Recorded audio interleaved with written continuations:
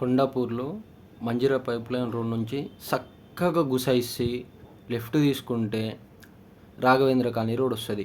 ఈ Raghavendra colony road దగ్గర నుంచి వెళ్ళి ఇట్లా సీదా గుసాయిస్తే లెఫ్ట్ తీసుకున్న తర్వాత యూటర్న్ తీసుకోవాలి. మళ్ళీ అదే రూట్లో యూటర్న్ తీసుకొని ఇట్లా సీదా వస్తుంటే ముందు మనకు ఫ్లైఓవర్ ఉంటుంది. ఆ ఫ్లైఓవర్ మనం ఎక్కొద్దు. ఎక్కినామంటే సీదా గచ్చిబౌలిలో పోయి పెడతాం. ఆ ఫ్లైఓవర్ కింద నుంచి వెళ్ళిపోవాలి.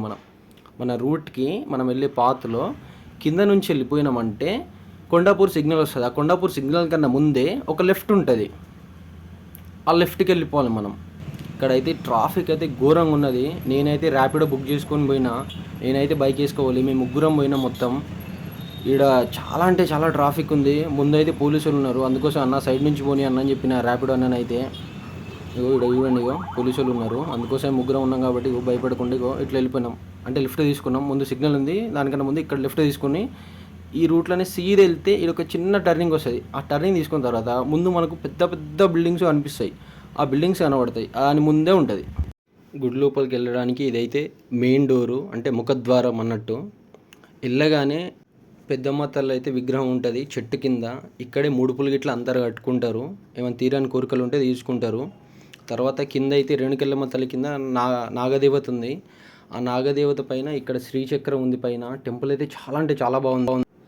అమ్మవారి 9 రూపాలని, ప్రతి ఒక్క రూపాన్ని అందంగా చిత్రీకరించి మరియు శిల్పాలతో చెక్కి మరి ఇక్కడ ఈ గర్భగుడి చుట్టూ ప్రజెంటేషన్ ఇవ్వడం జరిగింది. చాలా అంటే చాలా బాగున్నాయి విగ్రహాలు అయితే. తల్లి యొక్క ప్రతి ఒక్క రూపాన్ని మీరు కళ్ళారా దర్శించుకోవచ్చు. ఇక్కడికి వచ్చి దర్శనం చేసుకున్నారంటే మీరు ఎంతో పుణ్యం చేసుకున్నట్టు. ఇలాంటి టెంపుల్స్ అయితే ఎక్కడా లేవు.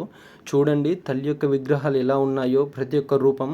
ఈ శ్రీచక్రం చూడండి గర్భగుడిలో.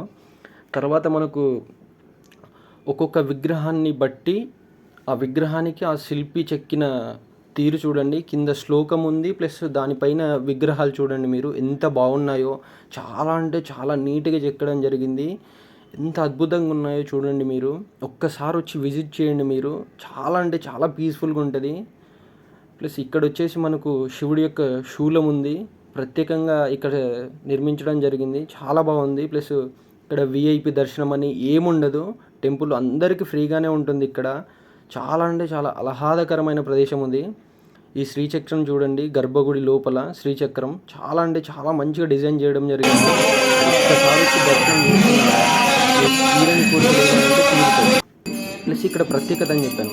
అమ్మవారికి ఇక్కడ పెద్దమ్మ తల్లికి ప్లస్ రేణుకెళ్ళమ్మ తల్లికి శివుడు మరియు పార్వతి అర్ధనారీశ్వరు విగ్రహానికి రోజు 7:30 నుంచి 8 గంట అంటే హాఫ్ అన్ అవర్ మధ్యలో ఆ దేవతలకి హారతి ఇస్తారన్నమాట. అంటే టెంపుల్లో ఉన్న లైట్స్ అన్నీ ఆఫ్ చేసేసి హారతి ఇస్తారు.